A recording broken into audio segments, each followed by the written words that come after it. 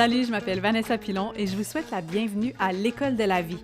Un endroit, mais pas vraiment un endroit, là, c'est plus comme une émission, un balado, où l'on apprend enfin des choses qui nous sont réellement utiles pour mieux naviguer cette affaire à la fois le fun et bizarre qu'est l'expérience humaine.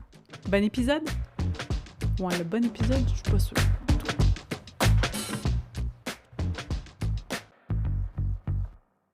Mes beaux amours, bonjour. Hey, si vous saviez à quel point je suis reconnaissante de finalement m'asseoir à mon micro, ça fait des semaines que je veux vous enregistrer un épisode solo et que j'en suis incapable, que je ne trouve juste pas l'énergie. J'avais beau aller chercher dans le fond de mes poches de manteau pour trouver des petits restes d'énergie ici et là. Il y avait rien, rien du tout.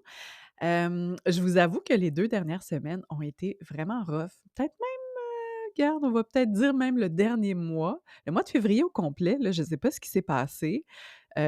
Pour beaucoup de gens autour de moi aussi, ça a été assez chaotique. Je pense que c'est le mot, plutôt chaotique. Peut-être que c'est pas votre cas et si ce n'est pas le cas, je m'en réjouis pour vous et si c'est le cas de votre côté, ben, juste vous dire, vous êtes pas tout seul. Bienvenue dans notre dans notre gang de gens qui ont vécu un mois de février assez particulier.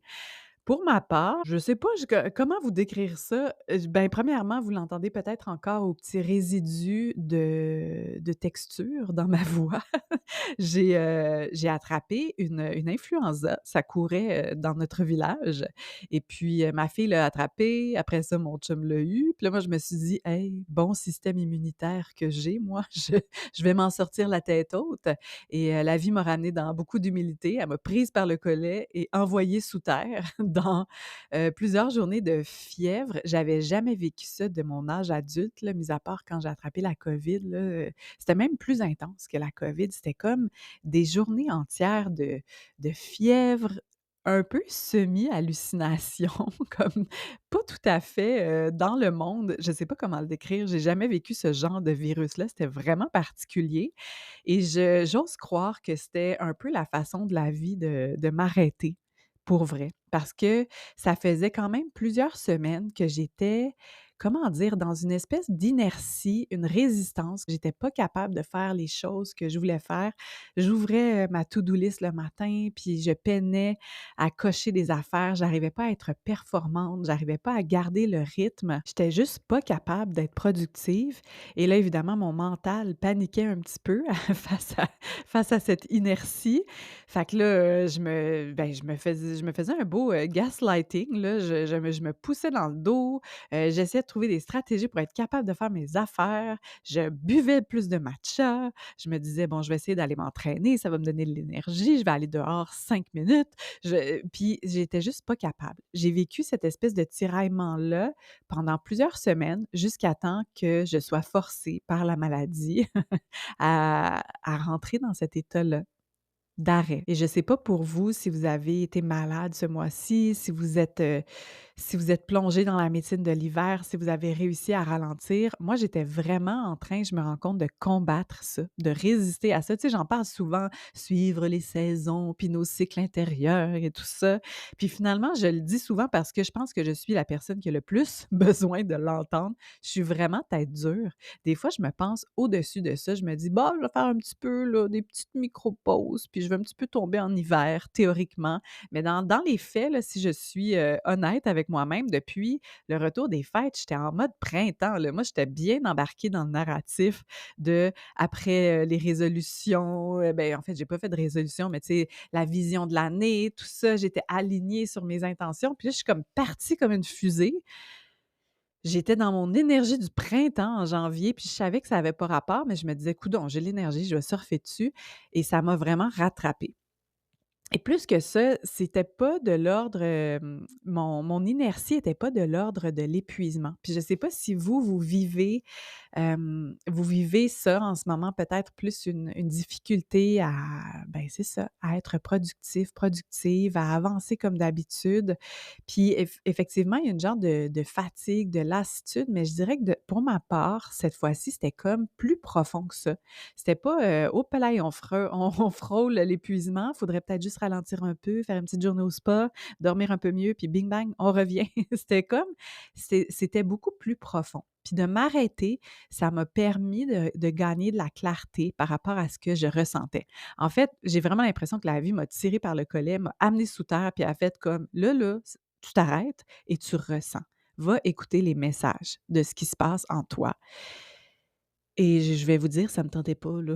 C'était pas quelque chose que j'avais envie de faire. Puis c'est rare qu'on a envie de ressentir les émotions qui sont plus inconfortables. On a peur, je crois, puis je vais parler pour moi, que si je me laisse toucher, si j'y vais là, si j'y vais dans ces émotions-là, j'ai peur d'être submergée, j'ai peur de rester coincée, que ça soit trop, que je perde mes repères, que je sois plus capable de fonctionner. Et donc, je résiste. Souvent, je résiste quand je sens qu'il y a des choses inconfortables qui m'habitent. Bah, je les adresse en surface. Je me dis: «Bon, c'est beau, je sais ce qui se passe là, je le comprends mentalement. Je suis capable de nommer les raisons, d'être capable de faire le lien cause à effet. Puis là, je peux passer à autre chose». Mais la vérité, c'est que ces émotions-là, elles ont besoin d'être vécues, elles ont besoin d'avoir l'espace. Puis on leur laisse pas souvent l'espace parce que c'est incommodant, c'est dur de rester, dans la productivité, d'être efficace quand on vit des vagues d'émotions comme ça. Et surtout, en fait, d'autant plus quand ces vagues émotives-là sont pas liées à un événement précis. Quand c'est comme un sentiment qui est plutôt, de fond, je dois dire, tu sais, qui est comme là depuis plusieurs mois ou peut-être même années, quand ce sont des émotions qui sont comme en nous, qui sont familières, peut-être que c'est moins évident d'aller écouter qu'est-ce que ça veut nous dire. Aller ressentir, par exemple, la peur, l'angoisse, l'inquiétude. Je dirais même aussi la colère et aussi la peine. Et moi, c'est à ça que j'ai touché récemment. J'ai touché à de la grosse du gros chagrin. Je trouve pas qu'il y a un mot en français qui traduit bien le concept du grief, du deuil, parce que ouais, c'est ça, c'est un chagrin de deuil, mais tu sais, pas, c'est complexe le deuil parce que c'est un deuil présentement de l'ancien monde. Puis je sais que je suis bien intense quand je parle de ça, puis que pour certaines personnes, c'est très abstrait quand on parle du changement de paradigme qui est en train de s'opérer, du monde tel qu'on l'a connu qui ne peut plus continuer de cette façon-là. Et et c'est à ça que j'ai touché, à ce deuil profond, à cette peine qui est aussi liée à plein de peines de mon quotidien. C'était comme une accumulation de ces émotions-là. Puis également, il y a en moi beaucoup de, bien évidemment, il y a de la peur. Il y a beaucoup de peur parce qu'on traverse une période où il y a énormément de changements rapides qui nous demandent de continuellement nous adapter. On a, des messages qui sont contradictoires et on le sait, il y a une polarisation, il y a beaucoup de dualité. On a l'impression des fois moi, je croise des gens puis je suis comme, on dirait qu'on vit pas sur la même planète, qu'on n'expérimente pas la même réalité et pourtant on marche la même planète en même temps, mais c'est comme si on était à, je dirais pas 2 niveaux de conscience, mais on regarde pas les mêmes choses, clairement. Puis on n'a pas les mêmes croyances par rapport à ce qui est en train de se passer. Pour certaines personnes, en ce moment, on est dans le progrès, puis on est dans le confort, puis tout va bien. Puis pour certaines autres personnes avec qui je dois dire que je m'entoure davantage, on est plutôt dans cette réalisation très, ben, je veux pas avoir la prétention de dire qu'il est lucide, mais en tout cas, j'ai l'impression que cette vision tellement de plus en plus évidente et de plus en plus claire que le monde dans lequel on est en ce moment ne fonctionne plus et qu'il va falloir opérer des changements majeurs, pas juste réparer ici et là, puis apporter des petites solutions à gauche, à droite, puis mettre un peu d'innovation, là, saupoudrer un peu partout. Il y a comme quelque chose qui va devoir s'écrouler, j'ai l'impression. Les fondations sur lesquelles on a bâti le monde actuellement, ce monde qui, on se l'avoue de plus en plus, est dysfonctionnel, ne sert qu'à une poignée de gens pendant qu'il y a tellement d'autres, tu sais, la très grande majorité des gens sur la planète font plutôt les frais de ce système-là, si on est très honnête, parce qu'il y a des gens qui ont de la difficulté à être capables de se nourrir en ce moment, de payer l'épicerie. C'est un stress constant. Puis parmi les gens qui m'écoutent, je sais qu'il y a des gens qui sont dans cette situation-là présentement, puis je vais vous dire que je vous vois, que chez nous aussi, c'est plus compliqué. On est quand même très, très, très privilégiés dans ma famille, mais même si on est dans ce je dirais, ce milieu-là, qui est relativement confortable, n'empêche qu'il y a quand même cet épuisement-là, cet isolement. Il y a plein de choses qui nous font souffrir de ce système-là, même si on en bénéficie d'une certaine façon. Et on se rend compte de plus en plus, je crois, que le voile se lève, que ça devient de plus en plus évident parce que c'est de plus en plus grotesque là, que mais ça sert à une petite gang de monsieur là, à une belle oligarchie que j'aime bien appeler la broligarchie là, mais qu'on travaille pour un système qui n'est pas au service des gens, qui n'est pas au service du vivant, de toutes les autres formes de vivant, de la nature dont on fait partie. Tu sais, on est comme en mode extraction pour servir quelque chose, tu sais, qui enrichit une petite poignée de monde. Puis l'absurdité de ce système-là devient de plus en plus évidente. Et donc, je ne sais pas pour vous, mais moi, ce point de rupture-là que je suis en train de vivre personnellement me rend comme incapable de travailler pour le système. Je ne sais pas si vous comprenez, c'est comme si ça devient absurde de me lever puis d'essayer de produire pour gagner de l'argent, pour être capable de moi tirer mon épingle du jeu. Il y a beaucoup d'affaires absurdes en ce moment et mon corps veut plus. Je ne sais pas si vous sentez comme ça. Peut-être que c'est moi qui suis un peu intense. Ben non, c'est pas une question, là, je suis bien intense, Vanessa. Il n'y a pas de point d'interrogation à la fin de cette phrase, voyons donc. Tu intense, Vanessa. Mais en fait, vous voyez là, comment je remets ça sur moi-même, comme individu, personnellement. Je dois être intense. C'est moi qui suis fatiguée. Je vis trop les affaires. Vous voyez comment je suis en train un petit peu de me gaslighter là, directement devant vous. Mais je me rends compte, et c'est pour ça que j'ai fait une publication Instagram sur le sujet, puis ça a été aussi le sujet de ma deuxième infolettre. Je, je sens par les échos puis la résonance avec vous que je suis pas toute seule à me sentir à ce point-là de plus avoir le goût de participer à ce jeu-là, de plus avoir le goût de jouer la game, de ressentir des genres de glitch de matrice, là, tu sais, de voir un peu les ficelles de ce système qu'on nous vend comme étant donc beau puis confortable. Puis c'est vrai qu'il y a beaucoup de notre vie est facile par rapport à d'autres époques. Il y a moins de violence qu'à d'autres époques. Je veux dire, c'est pas que négatif, là. Il y a beaucoup de beau présentement. Tout est nuancé, mais on se rend compte qu'il y a quand même en arrière-plan un système qui n'est plus aligné sur la vision du plus beau monde que nos cœurs savent possible. Et je pense que je ne suis pas seule en ce moment de sentir que mon système nerveux, qui est en hyper-vigilance constante depuis les derniers mois, sinon les dernières années, même j'oserais dire depuis le trauma collectif de la pandémie, tu sais, est en train de craquer, que c'est plus soutenable de maintenir cette illusion-là de la normalité, puis de juste faire business as usual. Tu sais, moi, ça m'a frappé vraiment en prenant un petit moment de recul par rapport aux réseaux sociaux, d'y retourner, tu sais, puis de regarder juste à quel point il y a comme une petite énergie de désespoir de continuer à maintenir notre confort dans nos vies individuelles, puis de ne pas admettre ce qui est en train de se passer, la métacrise qui est devant nous, qui est autant humaine qu'environnementale, qui est à plusieurs niveaux, à laquelle on va faire face, qu'on doit faire face, qu'on doit adresser.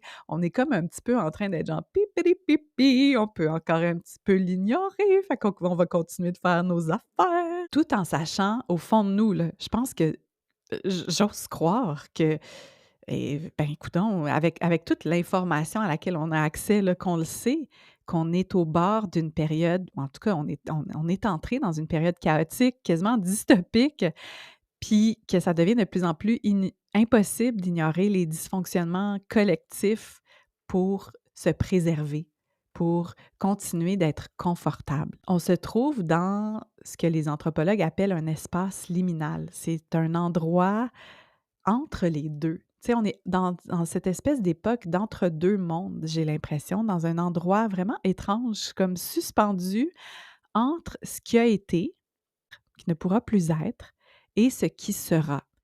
On le sait que le paradigme actuel a plus de sens, qui appauvrit la majorité des gens, mais on n'a pas encore de vision claire du monde de demain.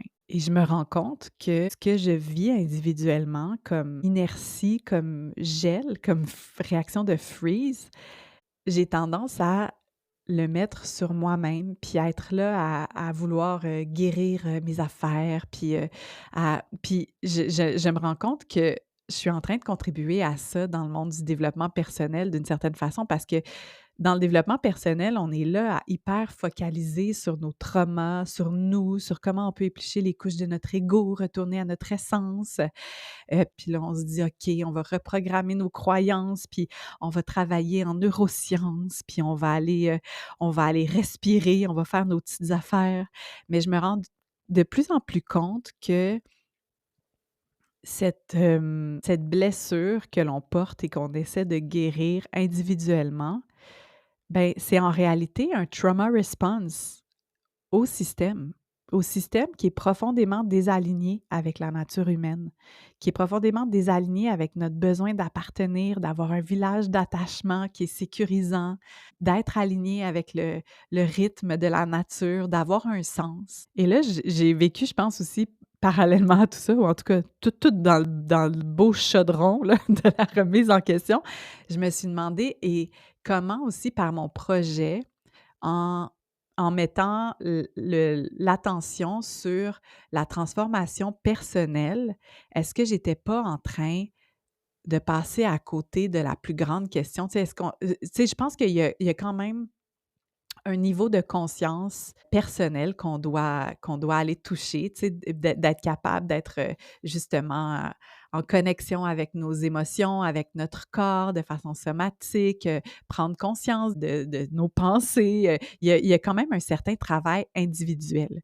Entendez-moi bien, là. Mais je pense que une grande partie de ce qu'on œuvre à essayer de guérir en nous, c'est en fait juste une réaction complètement normale, une réponse normale à un système qui est dysfonctionnel, qui, depuis notre enfance, n'est pas à l'écoute de nos besoins fondamentaux. Et si on mettait une mince partie du travail qu'on met sur nous à instaurer des systèmes plus résilients, à travailler sur la communauté, sur comment on peut ensemble appartenir, comment est-ce qu'on peut créer des liens significatifs, notre village d'attachement. Bref, c'est une grande question qui m'habite en ce moment. Et là, en vous interpellant sur les réseaux sociaux et à travers mon infolettre, pour répondre à mon besoin de ne pas me sentir toute seule et complètement complètement folle, je vous ai demandé de me partager comment vous traversiez cette période. Qu'est-ce qui vous anime? Comment vous entrevoyez le monde de demain? Et j'ai été vraiment touchée d'écouter vos messages via SpeakPipe. Ça m'a touchée parce que je sentais à la fois l'espèce de réalisation de non-sens, puis de OK, il va falloir faire des choses différemment. Et en même temps, de l'autre côté aussi, beaucoup d'amour, beaucoup de lumière. Il y a comme un espoir rayonnant qui m'a énergisée. Puis alors, j'avais le goût de vous partager quelques-unes de vos réponses. On vous écoute. Je pense aussi que ça nous prend plus de nature, plus de communauté. On est entouré de gens, mais en tout cas, moi, personnellement, je me sens seule. J'aimerais avoir plus de gens avec qui avoir le genre de discussion que j'ai à travers ton balado. Donc, c'est ça. Plus d'amour, plus de nature, continuer de catalyser des mouvements de société, se rapprocher à l'essentiel, bref. Je suis entre deux mondes aussi, entre tout crisser là, partir vivre dans le bois, autosuffisance, axé sur mes valeurs puis ce que je prône, puis mais ça fera rien, ça fera pas changer rien, ni avancer rien. Et je crois profondément que l'humain peut être bon et je veux un avenir pour mon garçon. Puis je me sens tout seul. J'ai envie de me rassembler, de me réconforter à travers les autres, donc d'être capable de me montrer vulnérable. J'habite en Inde, puis s'il y a une chose que ce pays m'a appris, c'est que le chaos peut être vraiment partout, puis prendre vraiment plusieurs formes différentes, mais qu'il est aussi, d'une certaine façon, impermanent. Ouais, en habitant ici, j'ai comme appris que on n'avait pas beaucoup de contrôle, que j'avais pas beaucoup de contrôle sur les événements extérieurs qui se passaient. Mais j'ai appris aussi que ce que je fais a un impact, que ce que je fais dans ma vie quotidienne, la façon dont j'interagis avec les gens, et de faire de mon mieux vraiment dans chacune de mes interactions. J'ai pas encore trouvé comment je suis censée vivre dans ce monde qui me semble en ce moment sans queue ni tête. Mais je navigue et je valse entre des moments de radical retrait et solitude et des mouvements vers l'avant. Donc, tout ça cohabite à l'intérieur de moi dans des espaces où j'essaie de prendre vraiment soin de moi pour avoir l'énergie nécessaire pour continuer de militer. Puis des fois, j'ai l'impression que la façon d'être le plus féministe en ce moment, c'est de plonger mes mains dans la terre puis partir mes semis puis cultiver mes plantes médicinales. Puis d'autres fois, j'ai l'impression que c'est d'aller dans la rue avec des pancartes pour nommer mon désarroi, ma colère puis mon sentiment d'injustice. Je te dirais 1 à 2 fois par semaine, là, j'ai l'impression que je devrais prendre ma famille puis aller ben loin d'ici, en dessous d'une petite roche, puis vivre en dehors de ce système-là dans lequel on continue d'évoluer. On y adhère, on est des salariés, on a une maison, un enfant à l'école, un enfant à la garderie, on fait notre épicerie dans une grande chaîne, un peu comme tout le monde. On essaie à notre façon, en ayant une seule voiture, en réduisant notre empreinte écologique, en faisant pousser nos légumes dans notre grand potager. Mais malgré tout, je trouve qu'on manque cruellement de liens. Parfois, ça a l'air un peu wouhou, mais les histoires de vivre plus en communauté, de se rapprocher de nos pères, de notre famille pour pouvoir s'aider, s'entraider davantage.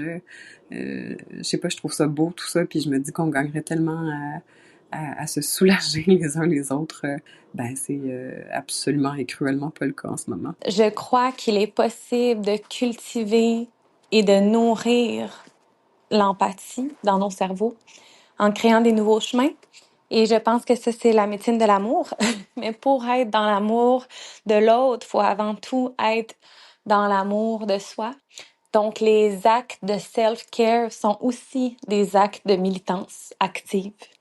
Parce que prendre soin de soi, puis prendre le temps de s'aimer, c'est d'aller à la rencontre des autres dans un espace d'ouverture, d'accueil, de non-jugement et de respect.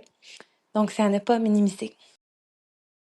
C'est beau, hein? C'est beau de vous entendre parce que j'ai l'impression que même si ce qui se dresse devant nous est parfois un peu terrorisant parce que c'est très inconnu, puis il y a beaucoup d'incertitudes, mais en même temps, ça donne beaucoup d'espoir. Moi, je me sens comme ça aussi, à la fois tellement triste, tellement fâchée, tellement inquiète, puis en même temps, mon âme est genre, je me suis incarnée pour vivre ce moment. C'est le moment de la grande transformation qui s'amorce, j'ai l'impression. Puis je pense que je suis sur la Terre, là. Je sais que ça peut sonner vraiment wouhou là, pour plusieurs personnes, mais je pense que je suis venue à ce moment-ci pour vivre ça et que les dernières décennies m'ont préparée à ce qui va se pointer devant nous dans les prochains mois, j'ai l'impression. Là, je veux pas être devin, là, mais parce que je ne suis pas pantoute, mais je sens qu'il y a quelque chose de gros qui va se passer cette année. En tout cas, ceci étant dit, je pense qu'on est beaucoup de personnes, et si vous écoutez mon podcast, vous êtes probablement de ces personnes-là, à avoir le goût de contribuer à ce grand changement-là, à avoir quelque chose à apporter, puis à savoir que c'est un peu comme notre moment, là. C'est pour ça que l'image du pissenlit, pour moi, est vraiment forte. Tu sais, c'est des petites fleurs qui se répandent puis qui s'imposent dans différents milieux. Et je veux juste revenir sur l'état que plusieurs d'entre nous traversons à différents moments. Moi, ça a été dans les dernières semaines, mais ça se peut que vous, ça a été l'année dernière, il y a quelques années, il y a quelques mois, il y a quelques semaines, ça se peut que ça s'en vienne. Mais ces moments où parfois on se trouve dans une espèce d'inertie, où on manque de motivation pour accomplir des tâches super simples, tu sais. Je veux juste vous dire que c'est un état qui est répertorié, qui existe pour vrai, qui est le functional freeze, le gel fonctionnel. Et ce n'est pas parce qu'on est paresseux, paresseuse, parce qu'on manque de volonté. C'est vraiment une réponse de notre système nerveux à un trauma sociétal profond. On est fatigué d'être dans l'hypervigilance, on n'est plus capable de tenir cet état-là, puis à un moment donné, on casse, on n'est plus capable. Et moi, je me rends compte que le freeze, oui, parfois, on n'est pas capable d'accomplir les choses qu'on doit faire, tout nous semble être une montagne, un peu comme l'état du burn-out, mais il y a aussi l'état du freeze en mouvement parce qu'on parle de la fuite, tu sais, d'aller sur notre téléphone, d'être dans la consommation, dans le divertissement. Il y a cette fuite-là, mais il y a aussi un genre de freeze en mouvement que je me rends compte qui est souvent présent dans ma vie et qui est pernicieux. Et j'ai entendu des gens l'évoquer, puis ça a vraiment résonné pour moi parce que je sais pas pour vous, mais tu sais, des fois, on est en mouvement, on n'arrête pas, là. On fait les affaires, puis tac, tac, tac, puis on coche notre to-do list, puis on est super productif, productive. On fait nos affaires, on a l'agenda plein, on est bien dans le jus, puis on se le dit qu'on est dans le jus, puis on se valorise de dire qu'on est dans le jus. Mais tout ça, c'est une espèce de freeze, c'est une façon de ne pas ressentir. On s'occupe frénétiquement pour éviter de ressentir la profondeur de notre désarroi face au monde, face à ce qui se passe. Moi, j'appelle ça le freeze en mouvement. Puis j'en parlais avec des amis, mères, et on avait toutes traversé cette période-là dans notre postpartum où on n'avait pas eu l'espace pour vivre la profonde transformation identitaire de la matrescence, où on n'avait pas eu l'espace pour intégrer notre accouchement, qui est une fragmentation complète du corps et de toutes nos identités. Bref, tu sais, de tomber directement en mode « je dois prendre soin d'un humain puis m'assurer de sa survie », ben ça faisait en sorte que comme il y avait ce trauma-là dans notre corps qui n'était pas adressé, on tombait dans un mode très fonctionnel où on fait toutes les affaires, on fait les affaires de mère, puis on coche des trucs dans la journée, puis on est occupé toute la journée, mais on ne ressent pas. On n'est pas capable de ressentir, puis moins on y va, plus ça devient compliqué de toucher à ces émotions-là parce qu'elles habitent notre corps, elles sont familières, mais ça devient, inflammé. Bref, je pense que c'est important de parler de ce freeze fonctionnel ou ce freeze en mouvement qui est peut-être, présent dans vos vies à certaines périodes ou en ce moment et de juste se rappeler que le stress, l'épuisement, les problèmes émotionnels qu'on ne résout pas, l'absence de sens aussi, tu sais, d'orientation claire, on ne sait pas trop c'est quoi notre purpose, on ne sait pas à quoi on contribue, on le sait qu'il y a des choses qu'on devrait être en train de faire, mais on met notre attention et notre temps sur d'autres choses. On doit payer les factures, puis on doit faire des affaires, puis on doit donc travailler. Mais c'est pas ça qu'on aurait envie de faire ou en tout cas qu'on valorise vraiment. Fait qu'on est comme dans un état parfois de dissonance. Fait que tout ça, ça nous amène à cette espèce de stagnation-là parfois. Puis au fil du temps, cette espèce de schéma d'évitement-là, puis ce désengagement face à ce qui se passe collectivement, puis dans nos vies, ça peut finir par miner notre estime de soi, tu sais, puis contribuer à des problèmes de santé mentale. Moi, je pense que c'est aussi une des raisons pour lesquelles il y a beaucoup d'anxiété en ce moment, c'est qu'on est dans cette dissonance-là entre ce que l'on sait, ce qu'on ressent et comment on vit notre vie. Et ça m'amène à un concept précieux vraiment éclairant pour moi qui m'a été révélé à travers mes recherches. Parce que oui, moi, quand j'étais dans mon délire, fiévreux, là, je me suis mise à faire des lectures pour essayer de m'expliquer ce qui se passait, hein. Moi, mon mental, c'est son mécanisme. Il est genre là, on va essayer de comprendre qu'est-ce qui se passe. Fait que oui, je me laisse l'espace pour ressentir et tout ça, puis de vraiment pas être, dans le mental, mais il y a des petits bouts où j'essaie de relier les points, là. Je pense que ça fait partie de qui je suis parce que j'aime ça, après ça, pouvoir partager mon expérience. Puis des fois, j'ai besoin de concepts pour essayer d'ancrer ce que je vis. Et là, c'est ça que j'ai fait en trouvant le concept de l'hyper-normalisation.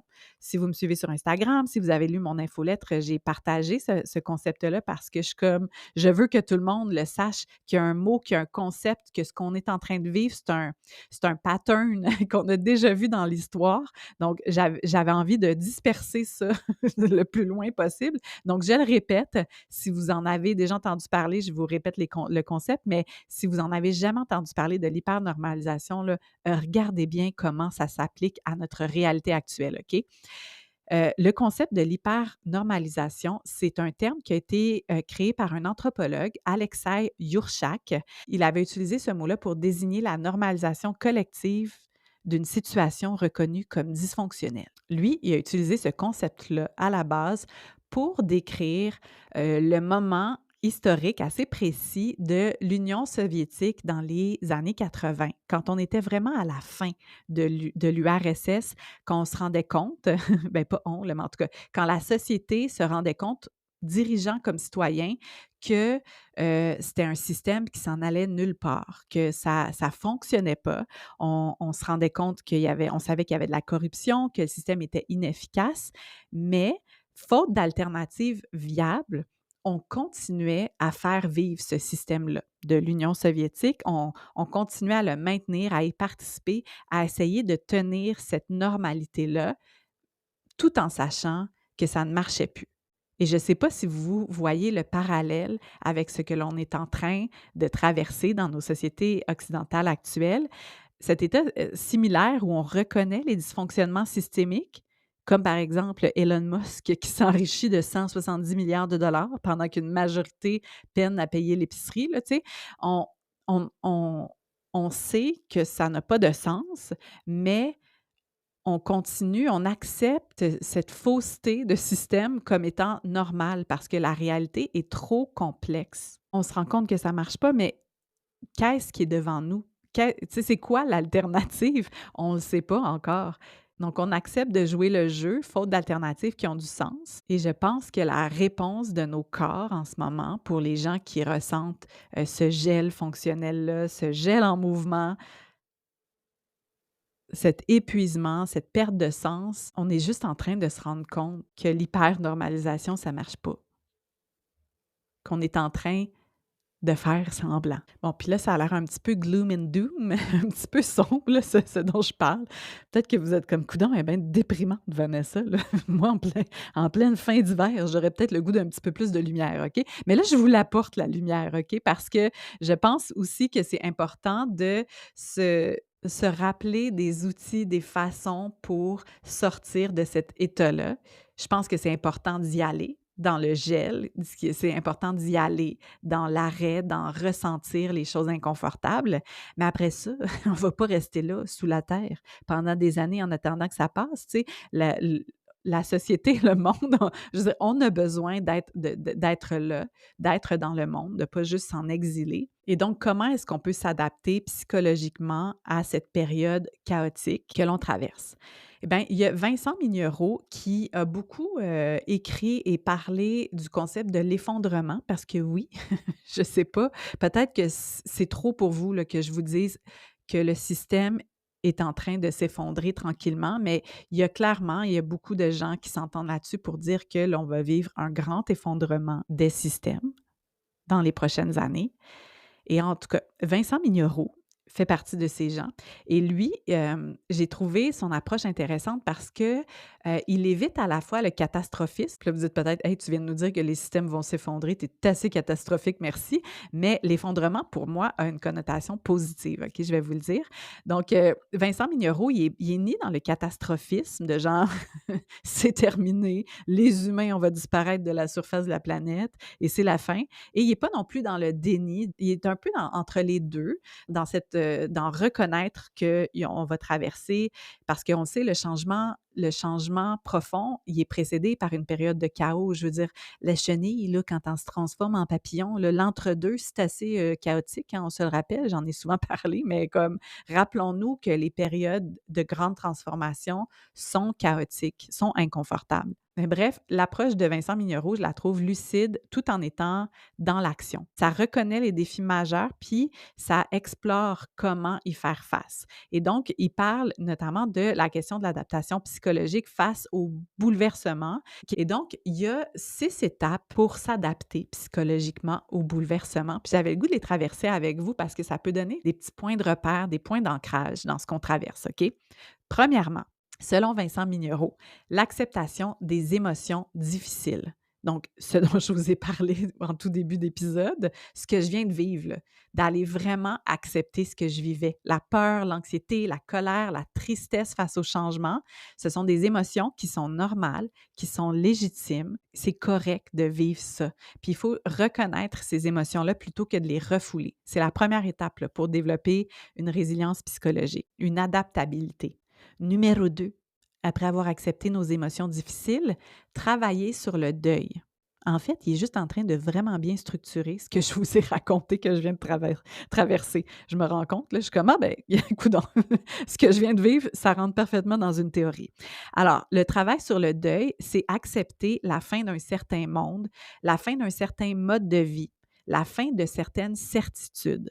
Donc, c'est ça le deuil, c'est le deuil de nos certitudes, c'est le deuil de notre façon de vivre parce que ça va devoir changer si on veut être aligné, si on veut ne plus être en dissonance, ne plus être en hyper-normalisation du pas normal. Et le processus de deuil, vous le savez, ça passe par différentes étapes et il faut les traverser consciemment. Donc, il faut toucher au deuil. Il faut faire ce travail-là d'accepter qu'on est en train de vivre la fin d'une certaine version du monde. Numéro 3, la construction d'un nouveau rapport au temps, c'est-à-dire apprendre à vivre dans l'incertitude, apprendre à faire des projets, mais rester flexible, savoir que ça va peut-être pas se passer comme on pense, développer une vision du futur qui intègre les changements sans être paralysante. C'est difficile de se projeter dans le futur, de faire des plans, d'essayer d'imaginer comment on va faire ça. Et moi, je l'ai vécu aussi cet été, depuis l'automne. En fait, pas capable. J'essaie de faire des plans, ça se passe jamais comme je voudrais.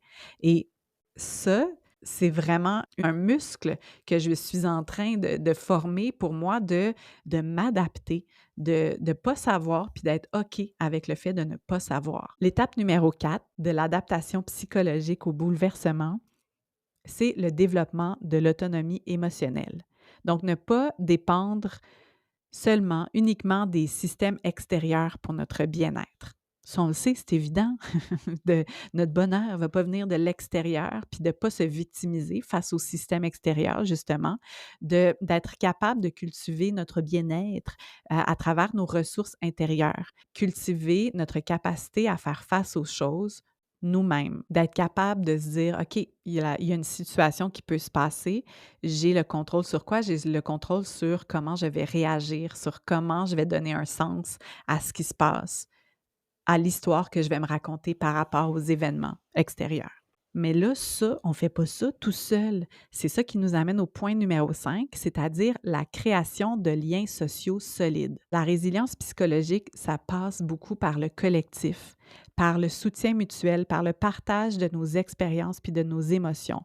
C'est ce que je fais notamment à travers ce podcast-ci, si vous n'aviez pas remarqué. C'est comme d'essayer de partager ce que je vis pour que vous puissiez faire comme « OK, je ne suis pas tout seul, OK ». Puis plus on s'en parle, plus on se soutient dans nos vies physique, j'ose croire, plus on est capable de pas se sentir tout seul, se sentir plus normal et surtout être capable de se soutenir, d'être capable d'être dans notre vérité, dans notre vulnérabilité, de se partager cette vérité-là, cette vulnérabilité et de se sentir accueilli et de laisser de la place à ce qui se passe. Donc, c'est à la fois de l'autonomie émotionnelle intérieure, mais aussi soutenue par ce que je vous nommais plus tôt, le village d'attachement qui est sécurisant, qui commence à l'enfance, puis qui s'entretient à l'âge adulte.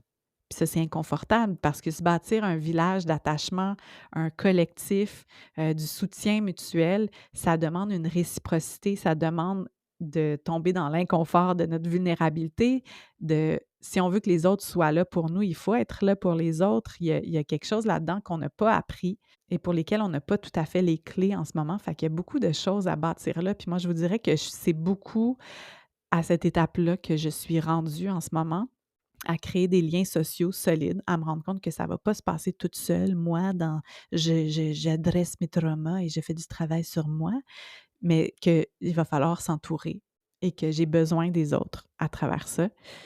Me l'avouer, cette interdépendance-là, c'est super inconfortable. Me dire j'ai besoin des autres, hein? Ça défait le beau mythe là, de l'individualisme qu'on nous a vendu, du self-made man, de j'ai besoin de personne, de je vais être dans mon autosuffisance puis faire tout pousser ma nourriture moi-même, j'aurais plus besoin de personne. Ben non, c'est pas vrai. On a besoin les uns des autres. Alors ça aussi, de s'avouer ça, que c'est pas vrai, ce mensonge de l'individualisme. On n'est pas séparés, on est ensemble, puis il va falloir apprendre à créer des liens solides. Numéro 6, l'action comme antidote à l'anxiété. L'action. Hein? C'est ça. L'anxiété, là, c'est de savoir tout ça, de sentir tout ça et d'être comme un peu figé, d'être pogné. Donc, l'action comme antidote à l'anxiété, c'est s'engager dans des projets concrets, même s'ils sont modestes, pour nous permettre de garder un sentiment de contrôle, ou surtout, en fait, pas de contrôle, de sens face au bouleversement. Et c'est pour ça que je vous parlais, et c'est quelqu'un qui m'a rappelé que j'avais parlé de ça, puis je suis comme, coudonc, c'était bien intelligent, qu'est-ce que j'ai dit? J'oublie parfois. Mais bref, je vous avais partagé, il y a quelques mois, dans mon épisode de l'été, je vous avais parlé des îlots de régénération, inspirés de la permaculture. Là, c'est pas moi qui ai inventé ça.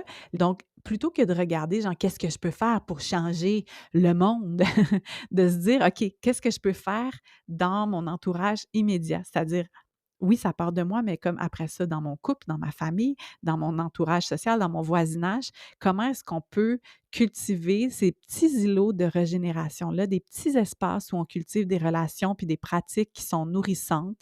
Donc, comment est-ce qu'on peut créer ces bulles de sérénité qui vont s'élargir tranquillement et qui vont finir par, en grandissant, se toucher les unes les autres? Donc, comment est-ce qu'on peut, nous, dans nos petits espaces respectifs, créer cette régénération-là qui va prendre de l'ampleur puis éventuellement s'élargir à toute la société. C'est pour ça aussi l'image du pissenlit, c'est comme dans nos milieux respectifs aussi, au travail, dans nos champs d'action, de créer ces petits îlots de régénération-là. Ils vont finir par se connecter.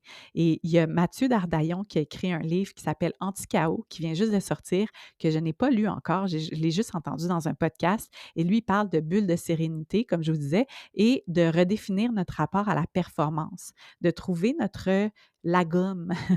Ce terme-là, là, je ne sais pas si vous le connaissez, mais c'est comme le assez. Puis j'en parlais dans l'épisode sur le contentement. C'est quoi la juste mesure entre l'essentiel et le superflu? Parce que quand on continue d'être drivé par des facteurs extérieurs à nous qui mesurent notre succès, ben on n'est pas aligné sur la vie que l'on souhaite vivre. Donc, se rappeler qu'à travers les îlots de régénération, on peut tranquillement prendre action de façon concrète, ressentir l'impact positif et goûter là, au miam d'être comme, OK, là, avec mes voisins, on a un potager en commun ou avec mes voisins, on s'est fait un petit système où on se soutient, puis comme quand quelqu'un traverse quelque chose de difficile, ben il y a un meal train, on se met ensemble, on se relaie, on apporte du soutien. Puis moi, quand je vis quelque chose, je suis pas toute seule. Ça fait tellement du bien. Fait que ça a pas besoin d'être gros. Ça peut être gros, là, ça se peut que vous ayez une idée de génie puis que vous mettiez ça en application puis que ça transforme quelque chose de majeur dans notre société. Mais on a un pouvoir d'action à différentes échelles qui est accessible puis qui est maintenant. Puis moi, je me rappelle souvent pour me sortir de cette inertie-là parfois, de me dire: «OK, c'est quoi la plus petite action concrète que je peux poser aujourd'hui, maintenant, pour tendre vers le plus beau monde que nos cœurs savent possible?» Et ça m'amène donc aussi au concept de l'antifragilité. J'en ai déjà parlé sur le podcast, mais je pense que c'est important de le rappeler parce que c'est complètement pertinent avec ce dont on parle. Heu, dans cette période de turbulence-là qu'on traverse, on parle souvent de la résilience. Tu sais, on dit comme: «OK, il faut être résilient», puis j'en ai parlé là, je viens de le dire, la résilience psychologique. C'est quoi la résilience? La résilience, c'est la capacité à rebondir après un choc, à revenir à notre état normal, tu sais, à notre neutre, à revenir à comme avant, mettons, à rebondir après un choc. Mais si, plutôt que de juste rebondir après un choc, plutôt que d'aspirer à revenir à notre neutre, on pouvait aussi utiliser les épreuves, le désordre pour s'améliorer grâce à ce chaos-là. Et il y a Nassim Nicolas Taleb qui a écrit un livre qui est Antifragile, les bienfaits du désordre, qui propose justement ce concept-là de l'antifragilité. Donc, le résilient, ça résiste au stress, ça revient à son état initial. Mais l'antifragile va s'améliorer. Puis on peut prendre l'exemple vraiment concret et banal là, de nos muscles. Tu sais, ils ne deviennent pas juste résilients à l'effort. Ils ne sont pas comme je force, je reviens à mon normal. Ils vont forcer et ils vont se renforcer grâce à l'effort. Donc, si on applique ce concept-là à notre situation actuelle, on peut voir comment cette période de turbulence n'est pas juste quelque chose qu'on doit simplement traverser, survivre, passer au travers, mais ça peut aussi devenir une opportunité d'évolution profonde. Et je pense que c'est là pour moi que je ressens de l'apaisement, de sentir que le chaos est une opportunité d'évolution profonde. Donc, plutôt que de cultiver notre résilience, cultivons la robustesse. Ça voudrait dire construire des structures sociales puis des structures personnelles qui peuvent absorber les chocs sans s'effondrer. Donc, se rappeler cette distinction qui est vraiment importante en ce moment, qui est plutôt que de simplement aspirer à tenir bon face aux défis actuels, est-ce qu'on peut cultiver des systèmes humains antifragiles qui se nourrissent du chaos pour évoluer vers quelque chose de meilleur? Tu sais, mon chum, il s'est mis à faire du kombucha là, en ce moment, puis je le regardais gérer la mer. Je trouvais ça dégueulasse, soit dit en passant, mais j'apprécie pouvoir boire du kombucha. Mais je regardais justement la mer, tu sais, puis de faire comme, OK, elle se nourrit de ce qui est là, puis c'est ça qui l'a bâti. Fait que est-ce qu'on peut être comme des petites mères de kombucha, puis que le chaos puisse nourrir notre robustesse, qu'on puisse justement grandir de tout ça. Puis là, vous dites peut-être comme, ben là, mettons, moi j'aimerais bien ça, là, que ce soit pas la noirceur et que ce soit pas le chaos puis les bouleversements. Je pense que je pourrais être une bonne personne à travers le calme. Est-ce qu'on a besoin nécessairement de souffrir pour évoluer? Je ne pense pas. Je pense pas que c'est ça le message, mais de se dire, là, en ce moment, il y a une transformation qui est nécessaire. Il y aura une période de bouleversement, une période de chaos qui est inévitable, qui est inhérente aux périodes de transformation. On a juste à le voir dans l'histoire, là. C'est ça qui s'est passé à de nombreuses reprises. Et donc, est-ce qu'on peut utiliser cette opportunité-là pour individuellement toucher à nos forces, mais surtout être capable de toucher au plus beau de l'humain, à notre capacité à prendre soin les uns des autres, à être à l'écoute, à régénérer le vivant. Tu sais, on regarde juste notre rapport à la nature, puis souvent on se place l'humain comme dans une posture de parasite sur Terre. On est des vieux parasites, on est en train de tout scraper, mais on a aussi, les humains, le pouvoir d'être de grands régénérateurs, d'être vraiment des régénérateurs du vivant. Fait que de se dire comme, OK, et si on revoyait notre manière de se percevoir, les humains, si on se racontait un autre narratif, on est un peu parasites en ce moment parce qu'on a accepté les conventions d'un système qui nous pousse à l'être. Mais je pense que fondamentalement, en dessous de tout ça, l'humain est bon.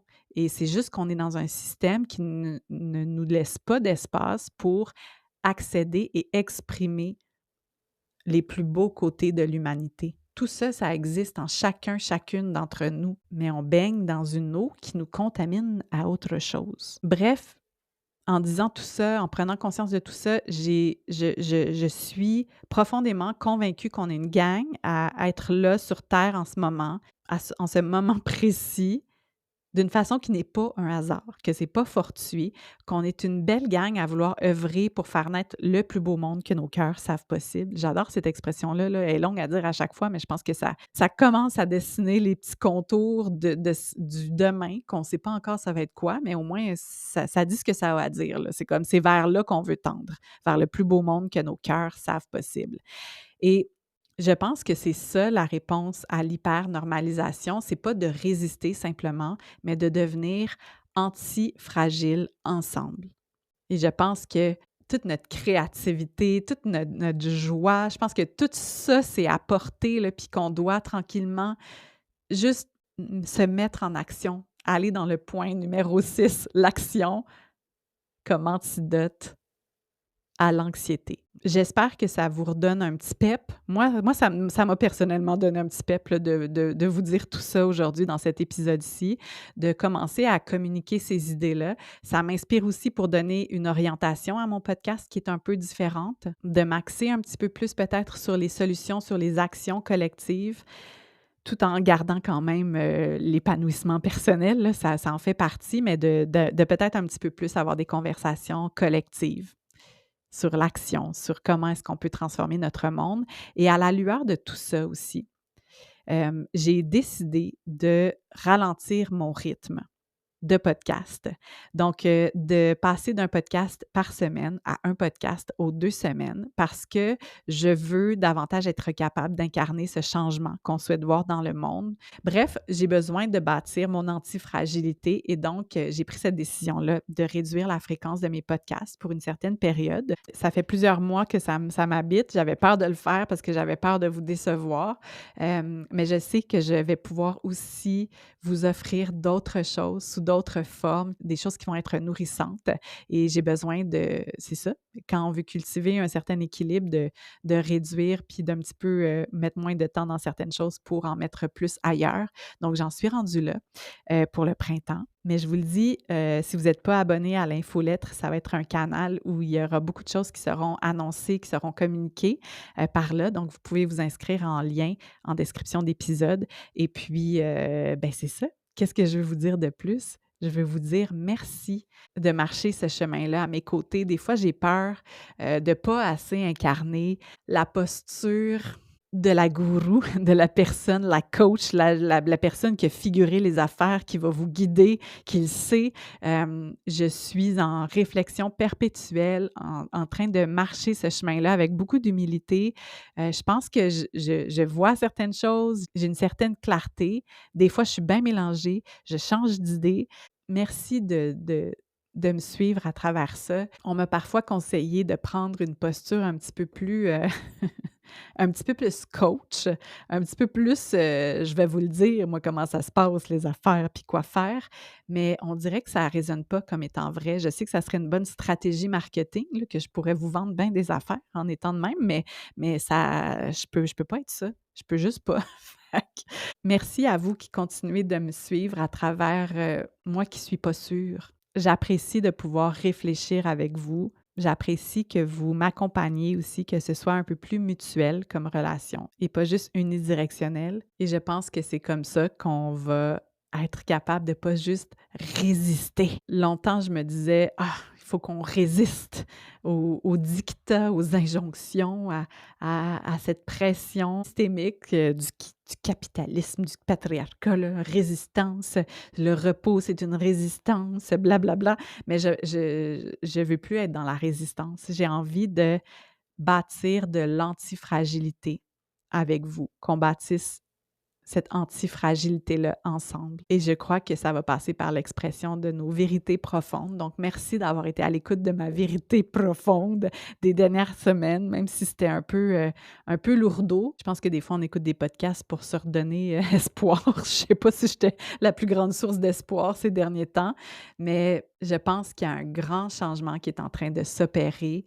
J'ai envie d'en faire partie. Je sais que vous avez tout ce qu'il faut pour en faire partie aussi. Donc, j'ai envie juste de terminer en vous lançant l'invitation, premièrement, de commencer par vous, d'être à l'écoute de ce qui se passe. Est-ce qu'il y a des émotions inconfortables qui ne sont pas adressées?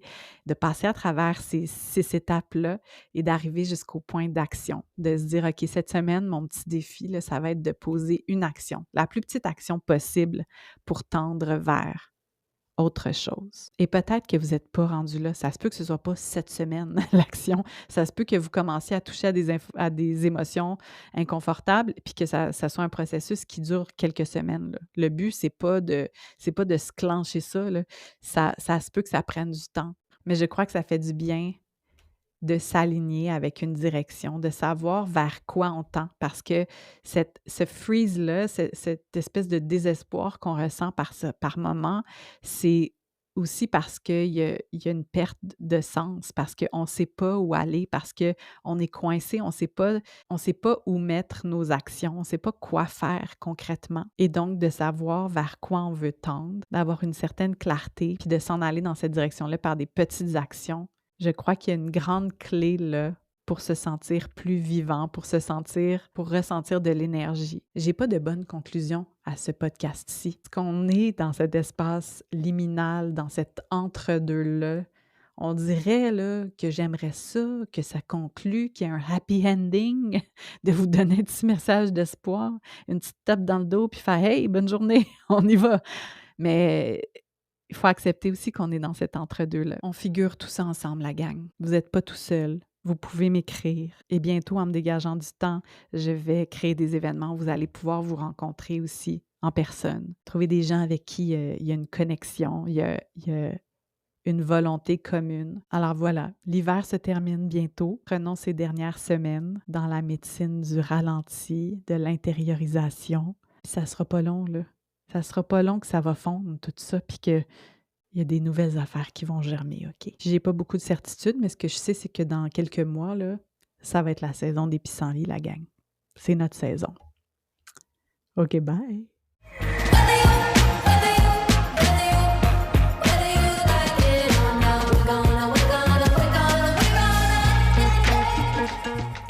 Wow! Vous êtes encore là? Soit que vous tripez ou sinon ça veut dire que vous vous êtes endormi, mais dans tous les cas, laissez-moi vous dire merci aux gens qui sont encore à l'écoute, qui se sont rendus jusqu'au bout. Si vous avez aimé cet épisode, je vous invite à vous inscrire à mon infolettre pour être au courant de tout ce qui s'en vient pour le balado, mais aussi pour le fameux projet Pissenlit. Le lien pour s'inscrire à l'infolette va être dans les notes de l'émission. Et évidemment, n'hésitez pas à commenter le podcast parce que j'aime ça, mettre une belle petite note et le partager parce que ça contribue à faire rayonner tout ça de façon naturelle et vraie. Et surtout, merci d'avoir répondu présent à cette invitation que je vous fais chaque semaine avec l'École de la vie. Vous n'aurez peut-être pas de diplôme là, en écoutant ces épisodes de balado, mais je vous garantis qu'il y a tranquillement quelque chose en vous qui fleurit. C'est beau, hein? Mais que c'est beau.